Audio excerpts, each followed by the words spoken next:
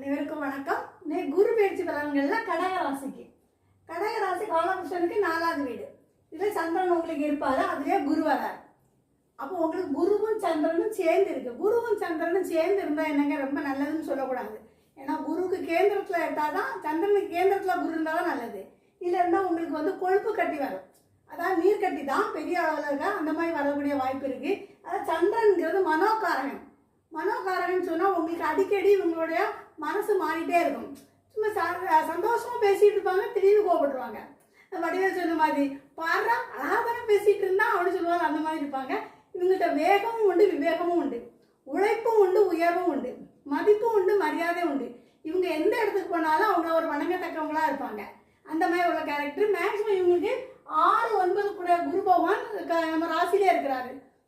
ஆனால் நீங்கள் இப்போ இந்த மாதிரி இது இருந்தால், சனியும் குரு இருந்தால் அரசியலில் இருந்தாங்கன்னு வச்சுக்கோங்களா, கடகராசிக்காரங்க அவங்க அரசியலில் ஜெயிச்சிருவாங்க. ஆனால் சப்போஸ் இப்போ நம்ம ரிசல்ட்டுக்கு பிறகு தான் குரு பயிற்சி வருது, அவங்க ஜாதக ரீதியாக அப்படி இருந்தால். பொதுவாகவே கடகம் சொன்னது பலகால் ராசி, நண்டு பார்த்தீங்களா. அதனால் கடகம் வந்து எப்போவுமே கூட்டாக தான் இருக்கும், கூட்டணியாக தான் இருப்பாங்க. அந்த மாதிரி இருக்கும்போது நம்ம சக்ஸஸ் ஆக வாய்ப்பு இருக்குது. இதே பாருங்க, இவங்க 9க்கு அதிபதி குரு இதில் இருக்கனால தந்தையோட தொழிலை நீங்கள் செய்தால் ரொம்ப சிறப்பாக இருக்கும். அந்த மாதிரி செய்யலாம். மேக்ஸிமம் இவங்களுக்கு இப்போ 6ஆம் அதிபதி ராசியில் இருக்கிறனால நீங்கள் என்ன பண்ணணும் தெரியுமா, இப்போ இந்த ஒரு வருஷம் நீங்கள் கவர்மெண்ட் ஜாப்புக்கு எழுதலாம். டிஎன்பிஎஸ்சி எக்ஸாம் எழுதுங்க, அதனால் ஐஏஎஸ் ஐபிஎஸ்க்குள்ள எக்ஸாம் எழுதுங்க. நிச்சயமாக நீங்கள் நிறைய நல்ல வாய்ப்பு இருக்குது. எலக்ட்ரிக்கல், எலக்ட்ரானிக் இந்த மாதிரி குரூப்லாம் நீங்கள் எடுக்கும்போது நல்லா சூப்பராக வர்றதுக்கு வாய்ப்புகள் இருக்குது. அந்த மாதிரி நினச்சி பாருங்கள். மேக்ஸிமம் இவங்க வந்து தந்தை தொழிலை செய்வாங்கன்னு சொன்னேன்.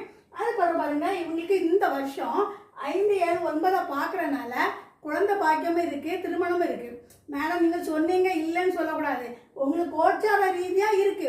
உங்களுக்கு ஜாதகத்துல தசா புத்தி 2, 5, 7, 9, 11 இருந்தா நிச்சயமா உங்களுக்கு அது கிடைக்கக்கூடிய வாய்ப்பு இருக்கு. ரைட்டா? அதே மாதிரி இவங்க பாருங்க, உங்களுக்கு ஆயுள் பலம் ஜாஸ்தி. அது உங்களுக்கு நீங்க பூர்வீக சொத்து வேணும்னு சொல்லி கேட்டுட்டு இருந்தீங்கன்னா நிச்சயமா கிடைக்காதுங்க. அதனால நீங்க பூர்வீக சொத்தை பத்தி எதிர்பார்க்கவே செய்யாதீங்க. ஆனா இந்த கடகராசிக்காரங்க என்ன செய்வாங்கன்னா, உங்க குழந்தைக்கு பல தலைமுறைக்கு தேவையான புண்ணியத்தை சேர்த்து வச்சுட்டு போவாங்க.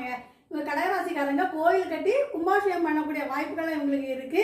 அது என்ன பாரு, இது வந்து 9ஆம் இடம், இதுல நிதியும் இருக்கு, நீதியும் இருக்கு. அதனால இவங்க எவ்வளவு சொத்து வச்சிருக்காங்கன்னு யாருக்குமே சொல்லவே முடியாது. அந்த மாதிரி இருப்பாங்க. பொதுவாக பெண் ஜாதகத்துல குருவும் சந்திரனும் சேர்ந்து இருக்குன்னு வச்சுக்கோங்களா, இவங்க மாமியாரை ஒரு எதிரியாவே பார்ப்பாங்க.